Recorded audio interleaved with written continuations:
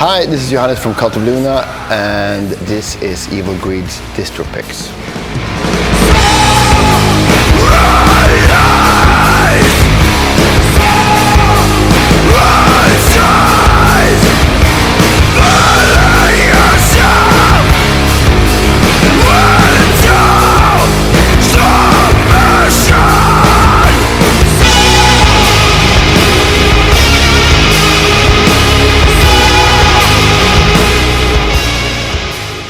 You missed it, but I pulled this out of the pile. This is Hausswolff, his one. Very, very rarely, doing or writing music and producing music and doing it in interesting and new ways is really hard. I know that firsthand. But I think I love their first record, which was way more like played back singer-songwriter-ish, very, very dark, of course. But during this album and The Abyss, I think, she did something that I really hadn't heard before, like mixing doomish sounding metal almost into this world of beautiful melodies and the singer-songwriter aspect of her music that she's done before. And I love the production of Kurt Ballou on this one. I think he did The Abyss too. But these two records have this stamp of something that I at least hadn't heard before, and it's very rarely that I get thrown off, my feet just listening to something and feel like, oh, this is fresh. There's a lot of great records out there, but from a lot of great artists, but very rarely that, they found a new way of doing the same thing. So yeah, I love this, and I have some really great songs on it. So if you haven't checked it out, do that.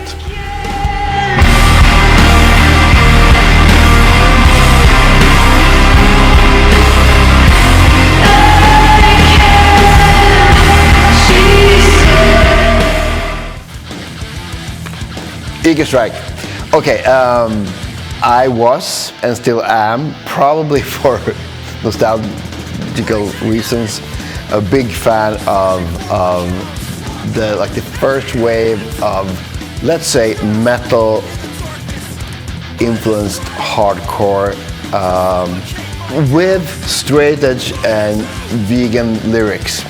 And I don't know, I can't remember how long ago they came out, but Ecostrike, they kind of, because music evolved, it does, and what started with Earth Crisis and continue on to become this metalcore thing, it was not the same thing. Ecostrike, what they did is that they started from the beginning and sound like a band with like a metal hardcore vegan straight edge would have sounded in 1995. And for a nostalgic romantic like myself, this was right down my alley. I absolutely loved their first EP, and to be quite honest, I'm taking this home because I haven't listened to it yet. But if it sounds anything like the first EP, I'm gonna love it for sure.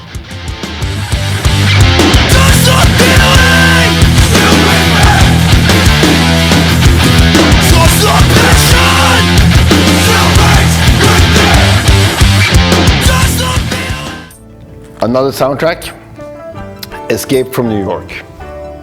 One of the best films ever made. And the soundtrack, we just talked about 80s soundtrack. We'll probably maybe talk more about them later. And we also talked about DIY, do it yourself. And young Carpenter, I'm not sure if he wrote everything. Yeah, he probably did. Like doing it yourself, all aspects of a movie, that's how it should be done. And I can tell you one thing, when I'm in this band that kind of gone for a very long hiatus now called Coma, and when we did the second album, the second wave, we named we were kind of inspired by all these 80s soundtracks like Aliens and like all these dark, Blade Runner and all that. So we named the songs after like working titles from different soundtracks, and one of them were Escape from New York. I can't remember which song it was now. I can find that out, but yeah. And Snake Plissken is probably one of the coolest name of a character and also the coolest character out there. I haven't watched it in a couple of years. I'm not sure if it's good or not. If it will survive the passage of time, but yeah. Just look at this cover.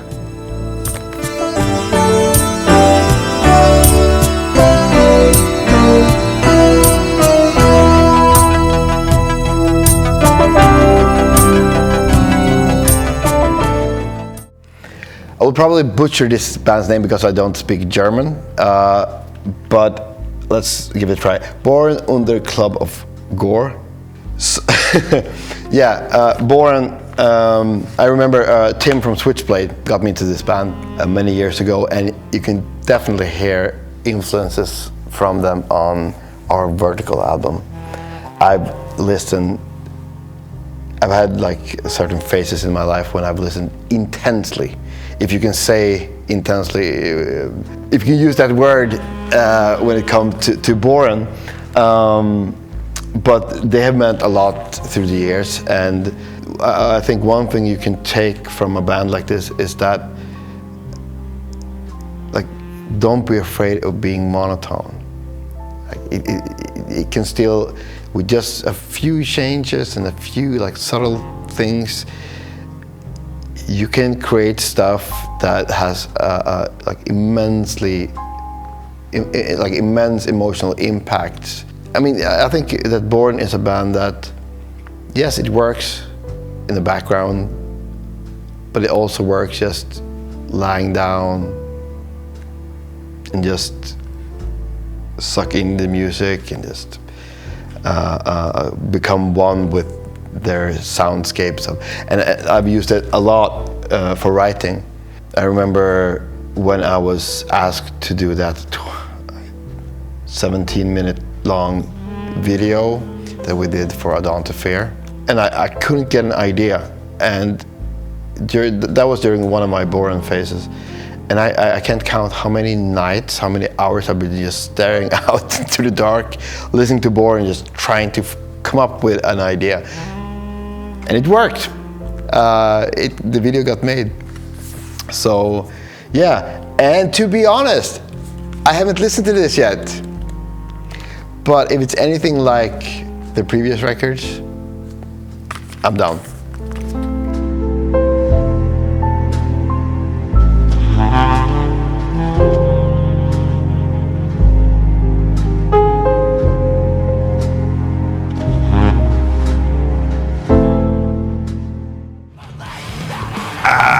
Yes, it's been taunting me from the back of the pile for such a long time. Botch, American Nervoso.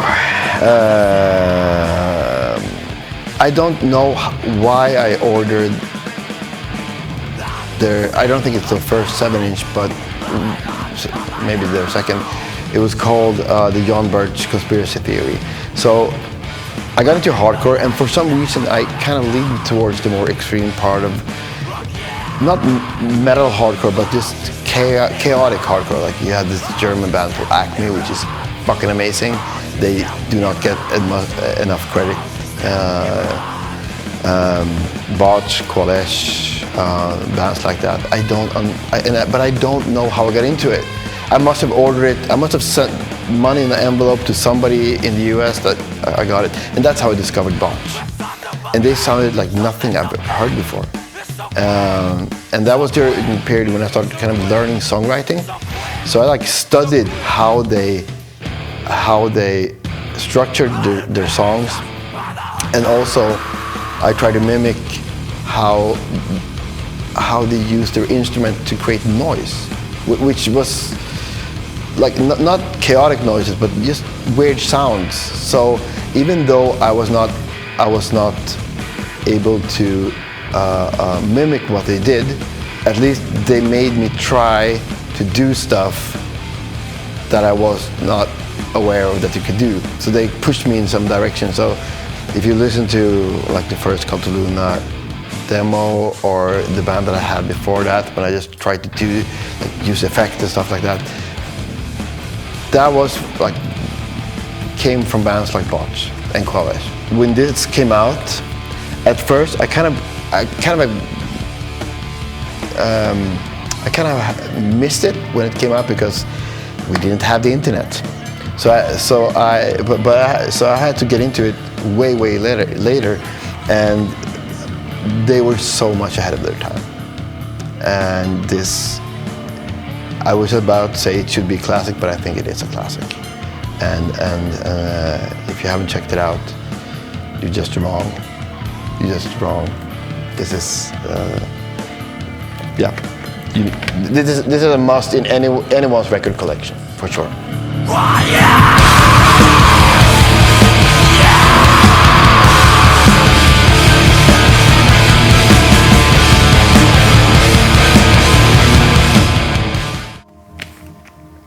Another soundtrack, Chernobyl by Hildur Guðnadóttir.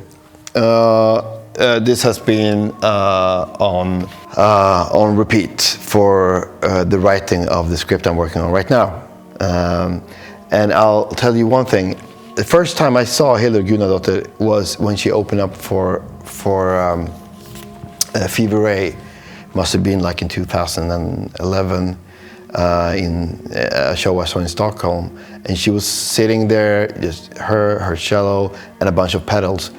And I as far as I remember, most of the people there just thought it was noise. But for me, it was one of the coolest things I ever saw. I mean, I love the Fever Ray show. Still a big fan of Fever Ray. But that's what, and I was like trying to that was just when like Spotify became a thing, and I was trying to look her up and like listen to her like records and the soundscape that she does. I'm so happy that she kind of got a break and got into soundtracks. And not only is this a great series, but perfectly choice of artists. If you haven't watched the series, or if you're not aware of her work, it's just very airy, dark soundscapes. But it's more than soundscapes. It also has these. Just listen to it, and if you haven't watched it, you missed something.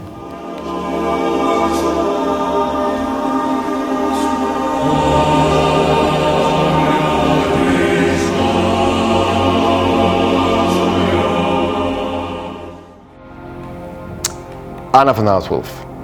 We have Ceremony, yes, and I don't remember, The Miraculous. I remember I think I saw her at an award show in Sweden, and you know, when they kind of present different artists, they just play like a small snippet out of their song or whatever, and yeah, it sounded quite cool. And then this came out when she started playing the organ. So I kind of kept track of her after I listened to that small snippet of that song.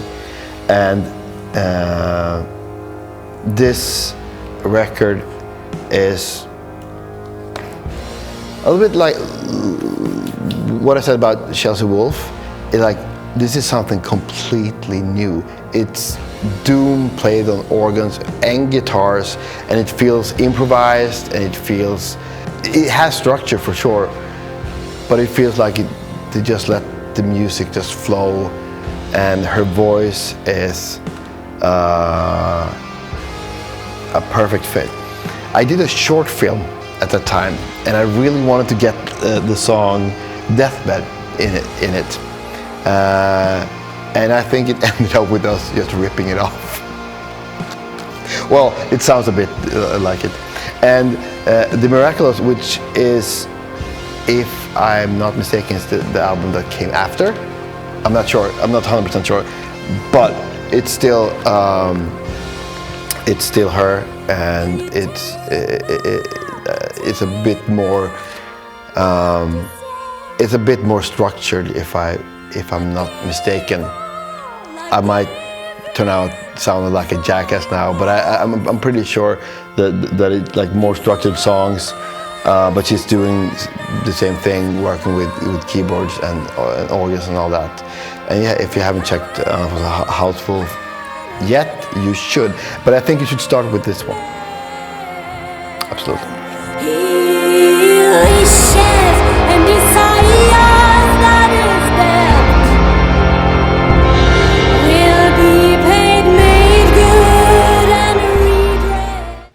Bad Brains. So yeah, I got into hardcore. I already told that story, and I got into hardcore like in '93. So it was all about Revelation. It was all about Victory Records. I knew about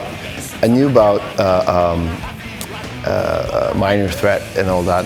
Really didn't get into it because I was more into Stripe, you know, the kind of thing. So this is the same thing when I have had in later years. I've had to backtrack hardcore and realize how many great bands, and actually realized what they meant to the musical evolution from garage to like proto-punk to punk hardcore, and you realize, okay, I missed out on so much amazing music. And Bad Brains is one of the bands that I wish that I got into long before I actually did. And the speed of how they played was like nothing that had been created before, and also how they implemented, well, things that I'm not really fan of, like reggae and things like that. But they mix things up, and you can and I mean, even though everything's not my cup of tea, like now when I have the possibility to promote great bands, and I think like as a musician and as like musical fans, maybe you don't have to get into every band, but I think if you're interested in music, you should be interested in where, like, the bands you like, where do they came from, who came before that, and all that. But Bad Brains, it's one of those bands that that you absolutely need to be aware of. I think I actually ordered a Bad Brains t-shirt from you guys. I did. Yeah.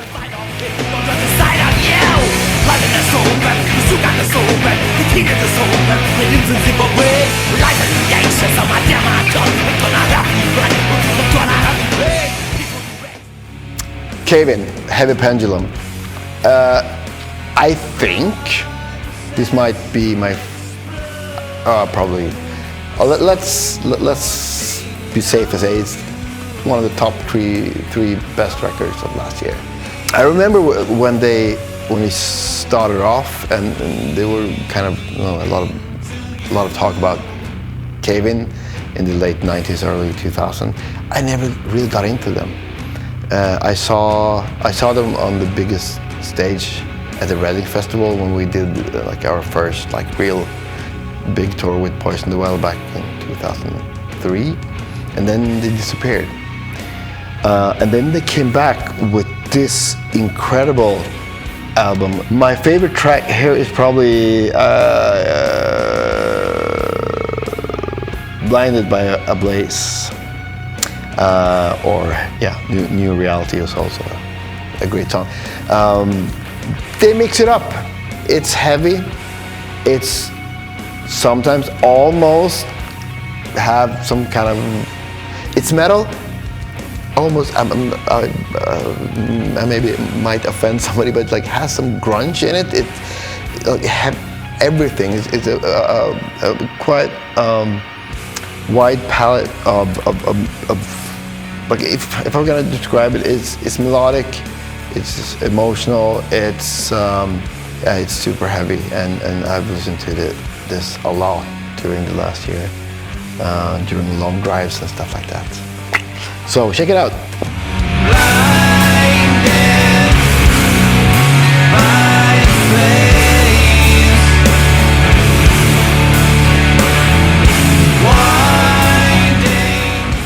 Yes, let's talk integrity.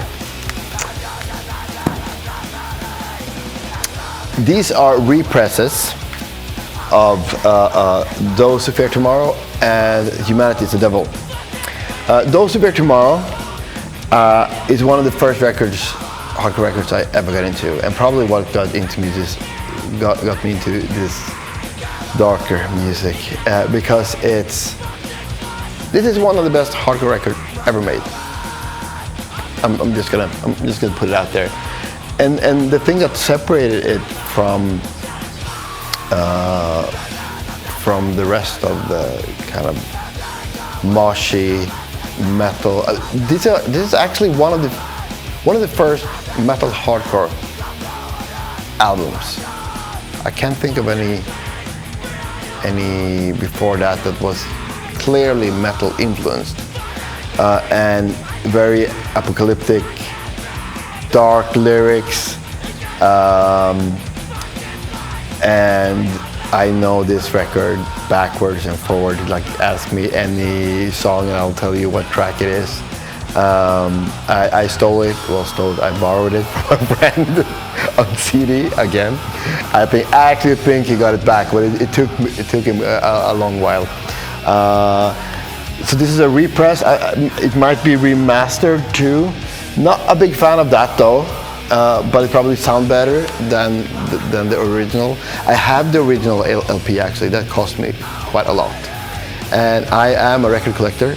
I don't care much for presses. I'm a music collector more than a record collector. However, there's a few albums that mean so much that I want the original press, and this is one of them. Humanity is the Devil is an EP that they released on Victory Records. I remember when it came out because I had a friend that was a huge fan of Integrity. I was a fan too. He was a huge fan. And Dennis Luxén from Refute, he just got it on CD. So we went there. Like, it was me, my friend Martin, and a bunch of other people just went there and listened to it. Like, we were sitting in a room just listening to a record. You did those things at that time. And even though it's hard to top this album, for sure. But they might have done it. I mean, this is an EP. But the songs on this album is so, it's hardcore, it's heavy, and it's so pitch black, dark, I mean, you cannot even imagine. And I think I also really like the album that came after this, which I don't know why, but maybe because I've talked about so many records, I can't remember the name of it. Seasons in the Time of Days. Yes, finally.